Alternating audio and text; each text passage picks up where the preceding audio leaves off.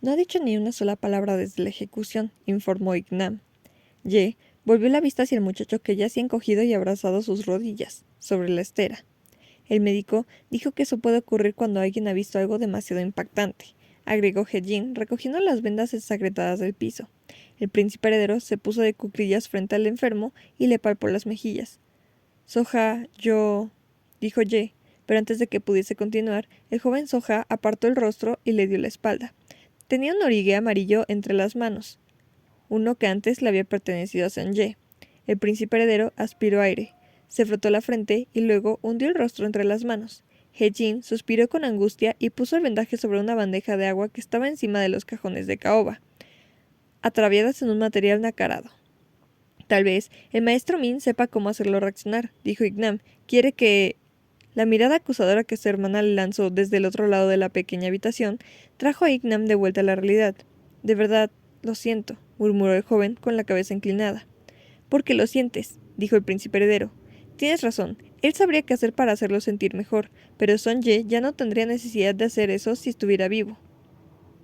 Soja está así porque él murió. Por eso me guarda rencor y no quiere ni verme. La muerte de ellos es tal vez el motivo por el cual estos pensamientos se han hecho más recurrentes en mi cabeza. ¿Qué pensamientos lo atormentan tanto, Alteza Real? Ye se puso de pie mientras Ignam preguntaba aquello. Ideas, propósitos, sueños, dijo el príncipe heredero, retirando una de las cómodas. Todo aquello que tal vez no me hubiese tentado con tanta fuerza si ellos siguieran conmigo, pero ya no puedo saberlo. Ellos se han ido, pero no estas voces dentro de mi cabeza que intentan usurpar el vacío que ellos han dejado. De un cajón que estaba oculto en la pared, Ye sacó una espada, la espada que su tío y primo le obsequiaron. La luz hizo destellar el filo de la espada cuando el príncipe heredero la desenfundó. Soja se cubrió el rostro para esconder sus ojos llorosos. Sin embargo, los ojos del príncipe heredero parecían estar siendo consumidos por un fuego ardiente, por llamas ficticias que se anteponían a las lágrimas, por un ardor que se tragaba la luz para transformarla en valentía. El príncipe heredero se encargó de lucir su espada por todo el lugar en donde le fuese posible. Se paseaba con ella, ya fuese de pie o a caballo. Durante esos días se escucharon muchos comentarios que pretendían criticar al príncipe heredero por presumir en público el regalo de un traidor. Algunos otros murmuraron acerca de la inestabilidad que el príncipe heredero mostraba ante la muerte de sus parientes. Esto se debía de que nadie lo había visto llorar ni una sola vez después de la ejecución. Tampoco había mencionado los nombres de los fallecidos ni había intentado reclamarle al rey. Las habladurías siguieron enmarcando al príncipe heredero como el centro de atención. Todos tenían algo que decir de él. En respuesta, Ye hizo lo que mejor se le daba, hacerse el de los oídos sordos mientras entregaba todas sus energías a incrementar el, ya de por sí estricto, régimen de la guardia bajo su mando. El príncipe heredero castigó a cada uno de los delincuentes sin piedad y se dedicó a perfeccionar, si es que se podía más, sus habilidades marciales. El campo de entrenamiento, ya fuese en el palacio o en la comandancia, casi siempre estaba ocupado por el príncipe heredero y su compañero de combate. Ignam y el príncipe Gyeongyong eran sus rivales más recurrentes, los únicos que se esforzaban a seguirle el ritmo.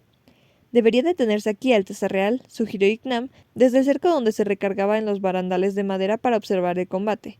Sí, por piedad, Alteza Real, suplicó el oponente, sin poder mantener firme el arma por más tiempo. Aquel día era el príncipe Gyeongyong el hombre que blandía el palo contra el príncipe heredero. Si hubiesen usado espadas reales de no ser porque por primera vez Ignam se preocupó por el bienestar del príncipe Gyeongyong y tomó precauciones en cuanto a las armas empleadas. Era bien sabido que cuando el príncipe heredero empuñaba una espada, su juicio se nublaba. Más que nublarse, era como si no pudiera detenerse hasta vencer o acabar con la vida de su enemigo. Aunque aquel hecho podría adquirir ciertas excepciones, no era un buen momento para dejar que el azar o la fortuna se pusieran del lado más vulnerable. Por favor, hay que parar, insistió Gyeongyong, que se encontraba ya a una distancia muy delgada del miedo. Alteza Real. Ye, que seguía embistiendo a su rival, de pronto recobró el juicio. Sus jadeos tardaron en disminuir, pero por fin, cuando se sintió más tranquilo, bajó la espada. Lo siento, creo que ya los detuve demasiado tiempo, dijo el príncipe heredero, limpiándose el sudor de la frente con su antebrazo. Vayan ustedes, yo seguiré aquí. Se dio la media vuelta y continuó dando estocadas al aire. En la comandancia, los soldados preferían dejarlo entrenar a gusto, pero en el palacio siempre había ojos merodeando, ya fuesen por curiosidad egoísta o por preocupación sincera. Aquellos que no conocían al príncipe heredero lo suficiente llegaron a pensar que la muerte de sus familiares había aligerado su carga, ayudando a la liberación de su espíritu y potencial. Por otro lado, existían unos cuantos a los que no lograban engañar, por mucho que lo deseara. Creía que el príncipe heredero desistiría de sus entrenamientos, por lo menos un tiempo. hasta que se repusiera del... Es un alivio que esté bien, dijo la princesa Gyeong-suk, que había pasado por ahí en compañía de su esposo. Do sacudió la cabeza. El dolor que siente debe ser tan intenso como para soportarlo en luto. Puedo ver la ira exaltando de sus ojos. Buscará la forma de ocultar sus verdaderos sentimientos. Siempre lo hace. Dijo Chong Yong. Me da miedo pensar en el método que empleará esta vez. No es secreto que la mente de mi hermano mayor puede ser peligrosa. Nunca se sabe cómo va a reaccionar a los cambios. No, sí se sabe, y no siempre es agradable. Me temo que mucha gente clamará como precio por el dolor que él no se atreve a exteriorizar. Es lo más duro que le he oído decir sobre él, confesó la joven. ¿Debo cerrar los ojos ante sus defectos solo porque es mi hermano más querido? Quererlo tanto me permite odiar ciertas actitudes suyas. Yo mismo me he vuelto irritable cuando han tocado lo que es precioso a mis ojos. Eso es bueno. Odiar las malas mañas en lugar de a la persona que las llevan a cabo. Un sabio pensamiento. Do se hundió tanto en su preocupación y por eso dio la impresión de que estaba ignorando el comentario de su esposa. Es como si mi hermano se propusiera hacer una rabita cada vez que sufre una decepción. Trae mujeres al palacio o va a beber con ellas. Somete a la gente con castigos severos. Se expone a las críticas ajenas. Es una pena. Do exhaló. ¿A cuál de todas ellas se refiere? Inquirió la mujer. El príncipe heredero. ¿Hasta cuándo seguirá actuando con tanto descuido? Tiene una mente grandiosa, pero cada vez que las cosas se complican o la presión es excesiva, se comporta tan... El joven Do gruñó y estuvo a punto de dar una patada, a lo cual su esposa solo pudo sonreír. Opta por criticarse a sí mismo, se porta como un salvaje y se victimiza como si fuera un hombre carente de todos los talentos. Sí, puede ser muy imprudente y su labia, al menos en público, puede ser muy limitada, pero la escritura le ayuda a canalizar sus malas vibras. Cuando escribe, se expresa tan bien. Alzó el libro que llevaba en sus manos y lo puso a la altura de su rostro. Debería dejar la espada y centrarse en ese buen talento suyo. Es una pena que tan pocos puedan ser capaces de leer sus obras. Si tan solo hubiera una forma de transcribir el sonido de nuestro idioma en pocas y simples letras, qué bueno sería eso. Después de todo, así es él. Simple, pero significativo. ¿Y la simplicidad va con usted, Alteza? Preguntó ella, intentando dar un poco de gracia al asunto. Simplicidad. Los labios de Do se juntaron un poco, apenas lo suficiente para hacer que se tocaran entre sí. Yo aún sigo explorando el significado de esa palabra. Desgastarme la vista leyendo cientos de libros por las noches me resulta simple si he logrado aprender algo que me hará más competente y de mayor utilidad en el futuro. Haga lo que haga, si con eso puedo ver sonrisas dibujadas en los rostros de los que me rodean, sí es simple. Mas controlar mi ambición de conocimiento puede no serlo. Lo que para mí es simple quizá ponga en un aprieto a alguien más. Volvió la cabeza hacia su hermano mayor que, a la distancia, continuaba luchando contra el viento. Chong Yong no podía ser el único inquieto por el comportamiento del príncipe heredero. No lo era. Sin embargo, algunos optaban por aislarse del tema, por lo menos hasta que Yang Yong decidiera parar de actuar. El gran príncipe Hyeoryong era uno de esos. La mayoría esperaba que Bo fuese el primero en censurar o hacerle notar su mal método al príncipe heredero, pero no lo hizo. Al igual que en el ritual de súplica, Hyeoryong se conformó con ser un espectador distante. Pasaba a visitar a la reina y cuando a sus oídos llegaban palabras que implicaban chismes sobre su hermano mayor, se retiraba para encerrarse en su habitación durante horas. Podían pasar días sin que nadie lo viera por los patios del palacio. En el transcurso de unos 15 días, se vio el gran príncipe Hyeoryong saliendo por la puerta de esta del palacio. Su eunuco y los guardias de la entrada se preguntaban dónde se dirigía de repente, tan seguido y con tanta prisa. Hay que compadecerse de quienes desconocían la verdad, pues se deleitaban sacando extrañas conclusiones. Eso sí, una de ellas acertó en algo. El gran príncipe Hyeoryong iba a encontrarse con una mujer. Una vez más, Hyeoryong se dirigió hacia el páramo. Llegó un poco antes que la dama porque no podía verla por ningún lado. Él aprovechó su momento de soledad para caminar un rato. Acabó por sentarse en una pequeña colina que se elevaba sobre la planicie, bajo la sombra de un viejo castaño. Desde allí tenía vista hacia las flores que crecían abajo y hacia el campo de cebada. Ese parecía un buen lugar para ver y ser visto. ¡Maestro de la negación! Esa voz femenina hizo que Hyeoryong diera un respingo. Él se limitó a sonreír sin quitar la vista del horizonte. También era el sitio perfecto para disfrutar de un atardecer en todo su esplendor. Veo que él nunca llega más veces de las que me imaginé. Una vez a la semana para ser exacta. Hasta hoy, él nunca ha venido. Seo-won usó los dedos para contar. Sí, hoy serán 4 veces. Hyeoryong giró la cabeza en dirección a la joven, quien se sentó a su lado. ¿4 veces? Preguntó él. Esas eran más de las que planeaba permitirse. Ella sintió y se sacudió la tierra de las manos. Sí, la segunda fue la más divertida. Así que espero que esta, la cuarta, sea más divertida que la tercera en la que apenas se abrió la boca. Solo decía, lo siento, respondió Seo-won. Hyo-jong se giró y bajó la cabeza para ver cómo los dedos de sus manos jugueteaban sobre sus rodillas. Evité avergonzarme a mí mismo. Eso fue bueno para mí, dijo Bo. No parecía estar bien. ¿Eso es bueno para usted? Es peor para él que para mí, masculló Hyo-jong. Compartimos sangre, pero él pasaba todo su tiempo con ellos, y lo que yo sentí no se compara con lo que él sintió. Ella la dio la cabeza.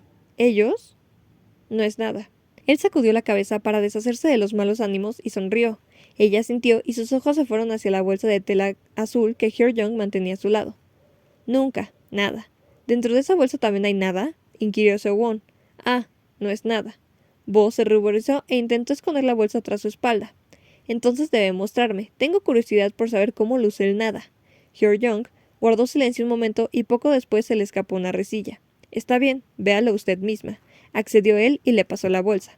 Los ojos del gran príncipe Hyo-jong se fingieron atentos hacia la dirección opuesta en la que la joven hundía la mano dentro de la bolsa, para hurgar en el contenido. Mandarinas, dijo ella, boceteando una sonrisa melancólica. Él volteó de inmediato al detectar el tono de voz cabizbajo de la joven, algo opuesto a lo que esperaba. ¿No le gustan? Inquirió él, preocupado. Creí que... Me gustan, murmuró ella. Es solo que es la primera vez que la recibo de alguien que no sea mi padre. ¿Su padre? De su mensajero, al menos. Seo-won juguetó con una mandarina como si pudiera hacerla cambiar de forma. ¿Cómo? Bo la miró con desconcierto. ¿No residen en la misma casa?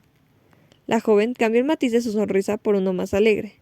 Luego, dijo Seo-won, tal vez le cuente luego. No creo que seamos tan cercanos aún. ¿Qué tanto más cercanos podríamos llegar a ser? Preguntó Hyo-jong, como si eso fuese lo único en lo que pudiera pensar, en ser más cercanos. Podría empezar por decirme su nombre. Ella se abrazó a sus rodillas. Él puso una mueca jocosa. Ja, ja, ja. Creía que le bastaba con llamarme maestro de la negación. Bien, no lo diga si no quiere. ¿Qué es el nombre comparado con un lugar dentro de su memoria? Dijo ella con una sonrisa juguetona. Los ojos de Bo se agrandaron. ¿Memoria? La joven extendió el brazo, alzando la mandarina hacia el cielo, y luego comenzó a retirarle la cáscara. Me ha traído a mí una fruta tan rara, una que además es mi favorita. Eso solo puede significar dos cosas, culpa o afecto. No puede ser culpa, no. Así que... La dama parecía no querer decirlo. Él se atragantó con su propio aire y se golpeó el pecho para controlar la tos. Seo-won se rió. Que atesora nuestros breves encuentros, ese momento en el que usted rió, dijo ella con un tono juguetón, arrugando la nariz y se llevó a la boca un gajo de la fruta. Aigo, ¿por qué se pone así? La brisa sigue siendo variable. Mi salud es sensible al clima, se excusó él tocándose el pecho. Entonces, debería alimentarse bien. Lo hago, pero...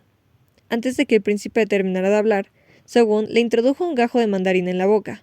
Fue un movimiento tan rápido, pero él tuvo tiempo suficiente para encontrarse con los ojos de la joven. Tuvo tiempo para sentir el suave y breve contacto de los dedos de ella contra sus labios.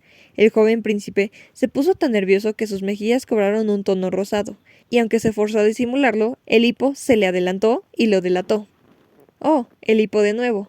Ella lo señaló con el dedo y luego aplaudió. «Oh, ya veo. Es por eso que le da hipo».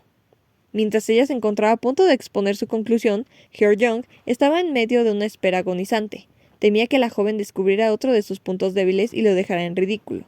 Los labios del joven deseaban adentrarse en los de ellos, pero en lugar de eso, se le hincharon y el color se le subió a la cabeza. «Sí, debe ser que usted...» Ella se demoraba en decirlo a propósito. «Que usted tiene alguna reacción alérgica a las mandarinas, ¿cierto?» Ella chaqueó los dedos con una expresión que deleitaba seguridad. Hyo-jong apretujó los labios y fue sintiendo cómo la temperatura de su cuerpo disminuía. «Usted es... un poco rara, señorita», dijo Bo luego de tragar saliva varias veces. «Gracias. Me ha costado mucho esfuerzo», se regodeó Seo-won mientras seguía comiendo. «Tal vez esto haga que yo le parezca todavía más rara. Pero tengo curiosidad por saber en dónde consiguió la fruta. Es difícil de encontrarla en estas fechas. Mi hermano menor las cultivó él mismo». «¿Tienes hermanos?» «Sí, demasiados quizás», dijo Bo y escondió una sonrisita. «Ya veo». Seo-won asintió muy despacio. «Su hermano debe ser alguien muy inteligente». «Lo es», él sonrió. «Es listo, altruista, bondadoso y generoso». De pronto, algún pensamiento le hizo reír. «Ja, ja, ja, lo es la mayor parte del tiempo. Ahora mismo debe estar volviéndose loco buscando al responsable». «¿Responsabilidad?», cuestionó ella. Bo señaló la bolsa. «Esas eran las últimas que quedaban en su cosecha, y yo las he tomado». «¿Qué le dirá si lo descubre?», Creo que mejor debería devolverlas. Yo no... Ella extendió la bolsa hacia Bo. No se preocupe. Él sacudió las manos, rechazando la bolsa. Tenemos hermanos mucho más pequeños y son muchos los que entran a sus habitaciones. Le aseguro que jamás sospecharán de mí. Hyo-jong se divertía imaginando la escena que de seguro Chung-young ya estaría armando en el palacio. Podía escuchar los gritos incluso desde ahí y eso lo hizo reír más. Debe ser muy bien portado para que no sospeche de usted, concluyó Seo-won. ¿Lo seré? No lo sé. El joven se encogió de hombros. Últimamente no estoy seguro de mucho. Tal vez nunca lo estuvo. Tal vez, repitió Hyo-jong, pero fue más una afirmación. Aquello lo hizo pensar en lo mucho que se había desviado de sus principios las últimas semanas y por alguna razón las ganas de reír continuaron cosquillándole. El aire fresco, el aroma a la hierba y las flores parecían distintos a los que se respiraban en el palacio. El rosa y naranja que se pintaba en el cielo, conforme los rayos dorados del sol se ocultaban, le hacían pensar que toda pintura llamada obra de arte era insignificante. Pero ¿con qué cortejaba la sensación que le provocaba la compañía de esa dama? Él no creía haber sentido nada igual. Hyo-jong no recordaba la última vez que se le permitió ser él mismo, o si tan siquiera pudo serlo alguna vez. Bo, dijo él. Seo-won apartó la vista del paisaje que tenía enfrente y se volvió hacia su interlocutor con una expresión interrogatoria. Así me llamo, Bo, repitió Hyo-jong, dibujando con su dedo índice un signo sobre la tierra. Mi nombre es Bo. Ella le sonrió. Su nombre significa recompensa. Bo, Seo-won, señaló ella trazando otro signo en la tierra. El atardecer llega como recompensa para aquellos que se han aguantado vivir distantes de la felicidad. La combinación de nuestros nombres suena poética, ¿cierto? Hyo-jong asintió y puso la vista al grupo. Sí, la felicidad debería ser la recompensa de todos. Bo fue perdiendo poco a poco el interés en el atardecer. Su atención estaba siendo reclamada por un deseo más intenso. Le apetecía mucho más admirar el rostro de la joven. Ella se dio cuenta de que no dejaba de mirarla y no quiso hacer nada para impedirlo. Solo sonrió mientras se fingía absorta en la imagen que les brindaba el ocaso.